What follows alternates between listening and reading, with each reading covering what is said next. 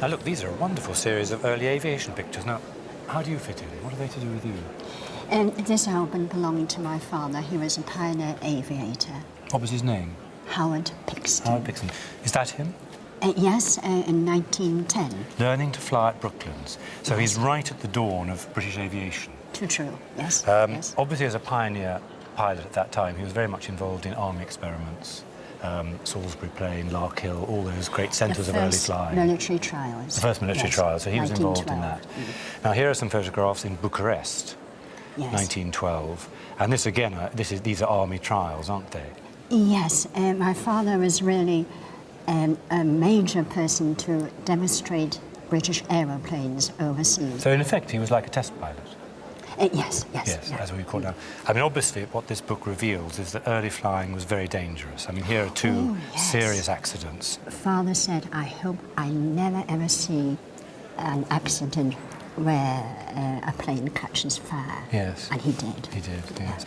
Now, as far as I'm concerned, his greatest moment was in 1914, when he was the first Briton to win the Schneider Trophy. Now, the Schneider Trophy, the great international seaplane race. Here we see him just after the race.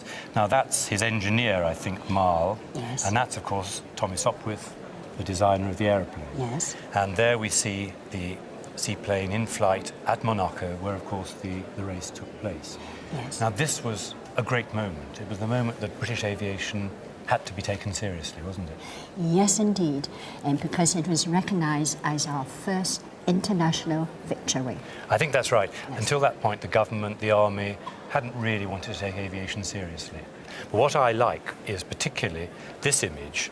Here we see a group of people photographed in 1931 for the Daily Mail, and we've got Flight Lieutenant Stainforth, himself, your father, J.S. Wright, and J.W. Street.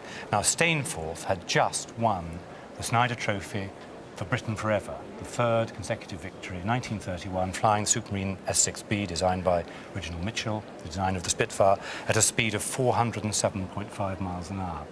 There's your father, brought back as the first winner.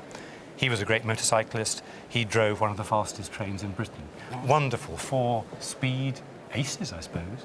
And here was given to your father at the time a replica of the Schneider Trophy. And I'm delighted to see this album because, of course, your father was the beginning of that story. It's a wonderful, wonderful album of memories, album of great British history. I think the whole collection is probably worth £2,000 or £3,000, but the money is irrelevant. It's the story. And I'm so glad you brought it in because you've brought back to life this great forgotten hero. Yes. Thank you very much. Thank you.